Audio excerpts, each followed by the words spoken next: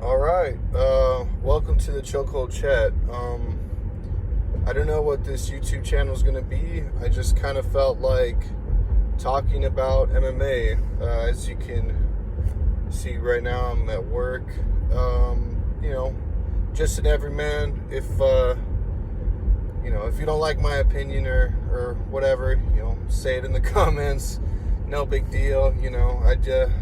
Obviously my opinion is worth a grain of salt, but I do want to talk about stuff coming up. I'm very excited about this 319 card. It's a good card, finally, that we're getting. Kind of been a while here, probably since, I would say International Fight Week. I caught that with my wife at the local movie theater. That was pretty sweet. Lots of high energy. This is the first time I'd ever done that.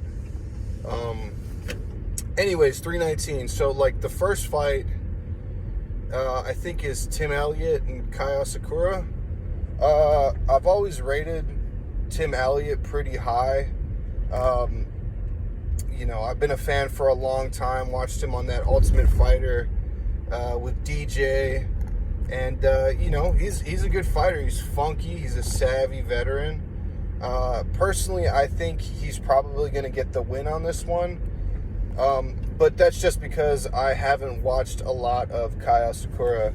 And, not a really good measuring stick for your first fight to go up against a champ. Pantoja kind of makes everybody look bad. So, but it should be fun, striker. Either way, I think it's going to be entertaining. If Kaya Sakura can go out there and, starch Tim Elliott, put him away, that's awesome. Great new contender.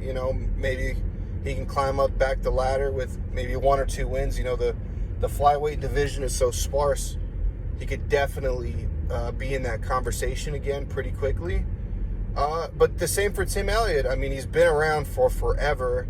And to get over a win over Kai, maybe he could get another 1 or 2 wins and be right in that conversation. I mean, we just saw Josh Van, he's going to get a crack at the title, and it happens pretty quickly. So that's an awesome fight to start out the main card. It definitely makes it worth it to pay these last couple pay-per-views when that's the first fight in the card.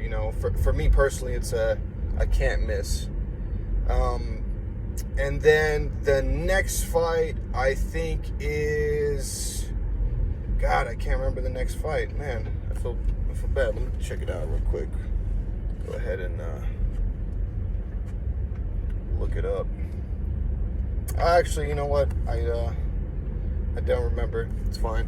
But the next fight that I can remember on the card, or the next one that I'm actually looking forward to, is that MVP Jared Cannonier. Pretty cool. I actually don't think that this one is going to be entertaining. Maybe I'll eat my words. Hopefully I do. But I can kind of see it going either one or two ways.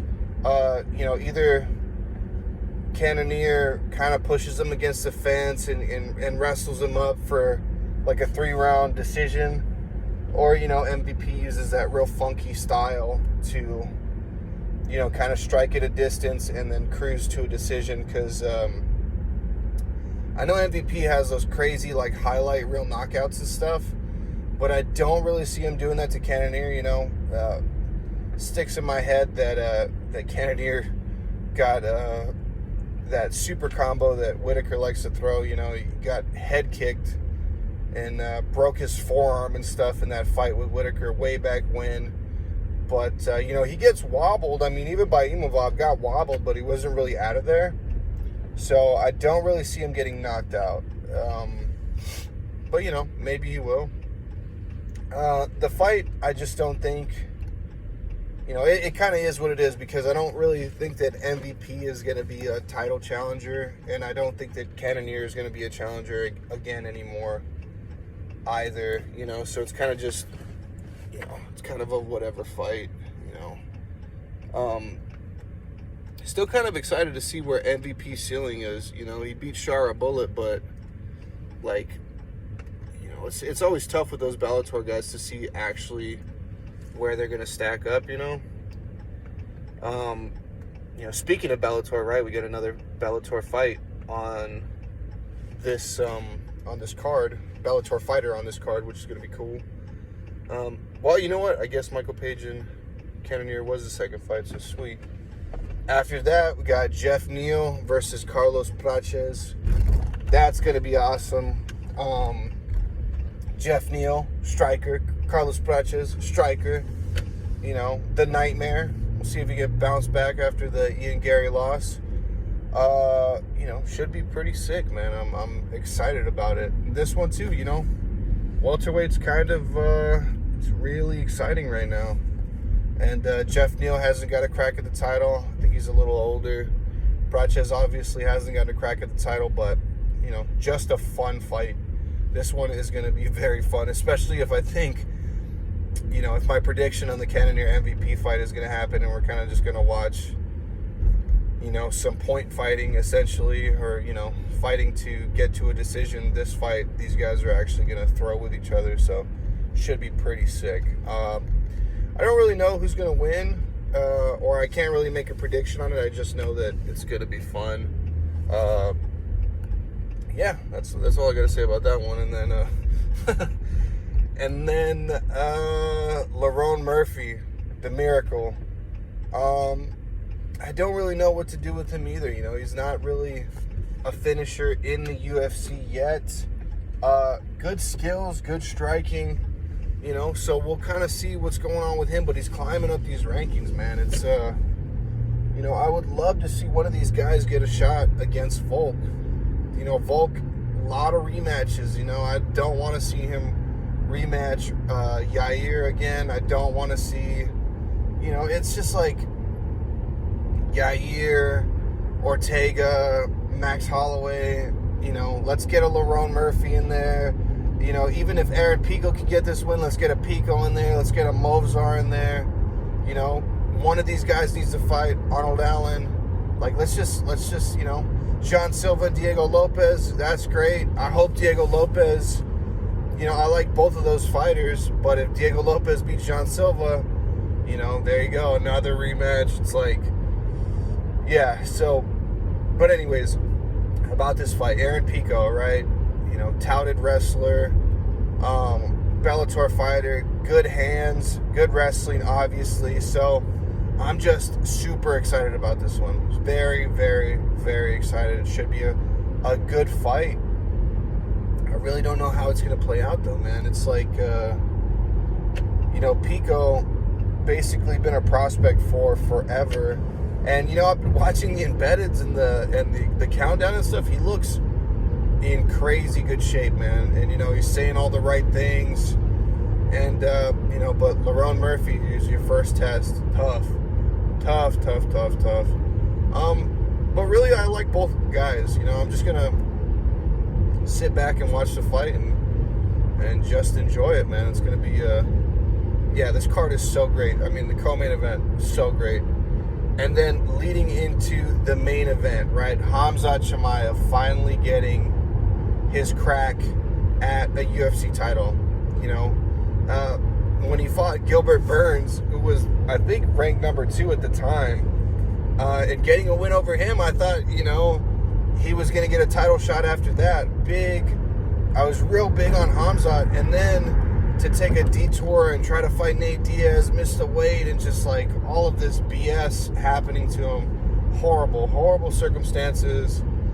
And I think if I remember correctly, it was the commission who stopped Khamzat for like continuing to cut weight, right? So everybody always says like he missed by 8 pounds, he's probably huge and this and that. It's like, man, if you're 8 pounds the day before the fight, I mean, that's, you're within reach there. You can get there. You can, cut another 4 pounds no matter how bad you look beforehand, and then float the rest of the weight. It wasn't championship weight at the time. He probably could have got down to 171, But, I guess, who am I to say? Only Khamzat knows, only his team would know. But I think it's the commission's fault. But, anyways, years later, finally getting a title shot against DDP, Dricus, who is surprisingly probably, you know, I mean, he's the best middleweight right now. I was a big doubter, you know, of DDP for a long time. I wanted, you know, Till to win, and I wanted Darren Till to beat him, and then I wanted Robert Whittaker to beat him, and I wanted Adesanya to beat him, and Strickland to beat him, and I just think that Dricus has no quit in him. He wants to win. He's a winner. He just and you can tell by the way he speaks, he is really a champion. You know, so Khamzat is going to have to grab this opportunity with both hands and wrestle it away from him. You know, no pun intended, but wrestle the belt away from him. And I guess I'm in the camp with basically everybody else, where I think Khamzat wins in the first 2 rounds, or Dricus beats him in the last 3.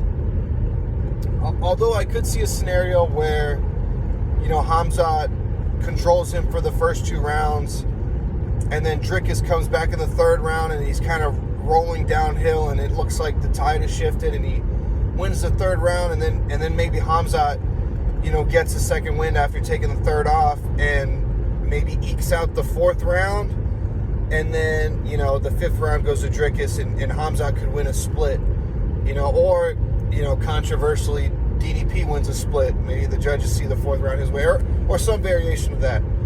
But super exciting for that. You know, it's God, man, this card is great. You know, and even the prelims, man. There's so many